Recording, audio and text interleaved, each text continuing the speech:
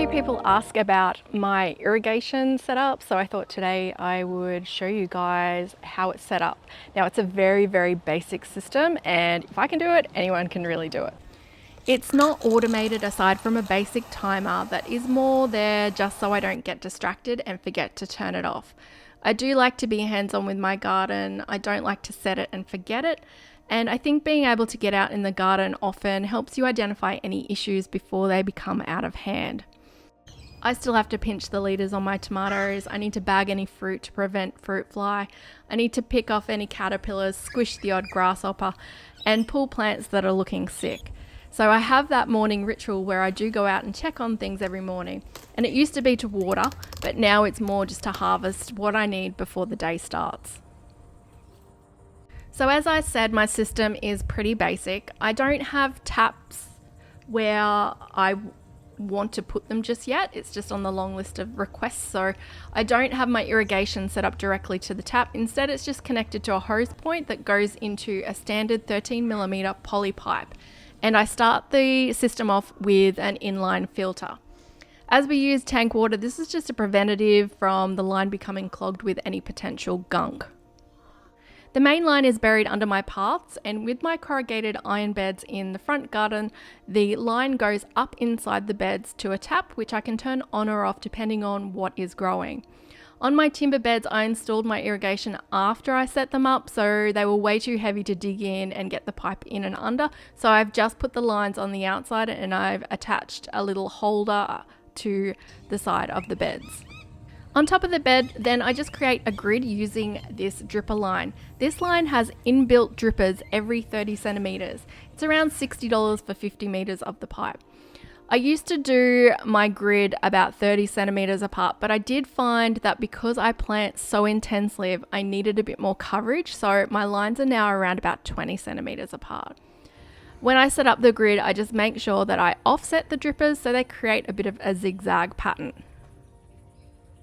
For this particular garden bed, which is around 90 centimeters wide by 130 centimeters, the components I used were a tap, around about 1.5 meters of the black 13mm poly pipe, 5 meters of the 13mm dripper line, 5 corner pieces, 70 intersections, and about 26 clamps. I highly recommend not skipping on the clamps. When the temperature heats up, they do have a tendency to pop off really easily, and I learnt that lesson the hard way. If you do find that your pipes keep popping off, you might need to add a pressure reducer to your system. One thing that I also found really helpful was getting pegs to hold the lines down into position, especially when you first unroll that roll. It can be quite unruly. So you can buy the irrigation pegs, which are these plastic ones, but I've used weed mat pegs, and tent pegs work just as well. You could even get some rigid wire and just turn it into a U shape.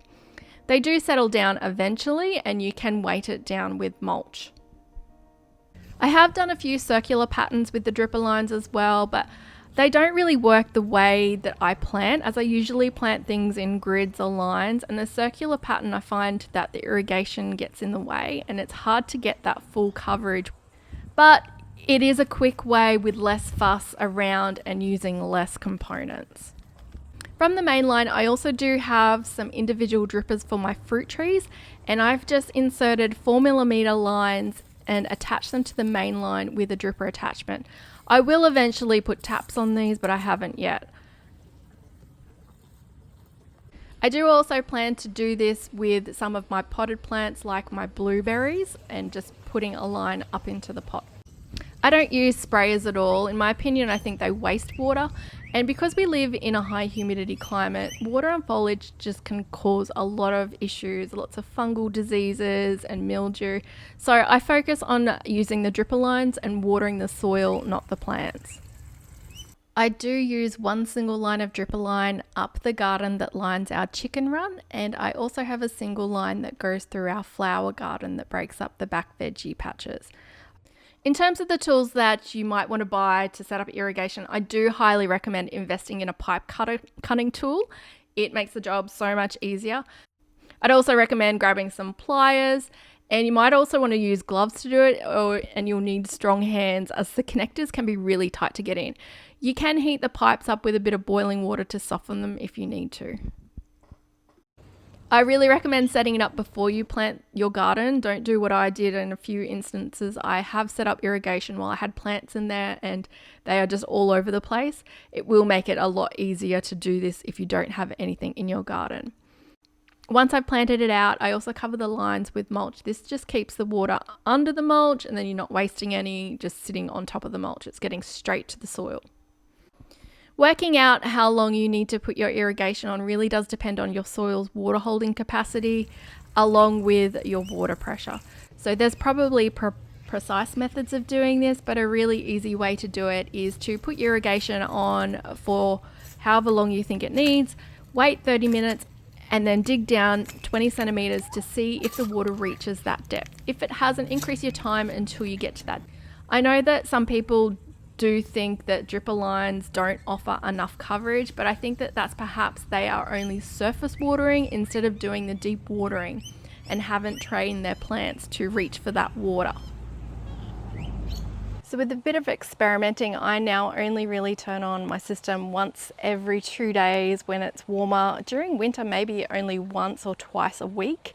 It just really depends on a lot of things like climate. So if it's windy, if it's really hot, sometimes when it is really, really hot, I'll just look at my plants and see in the afternoon if they've bounced back, if they need to be turned on again. So it's just really looking out for what your plants need. Anyway, that's a rundown of my irrigation. If you have any questions, please leave them in the comments below. Any suggestions on how to improve my system, I am all ears. Thank you so much for watching, and I will see you guys next time.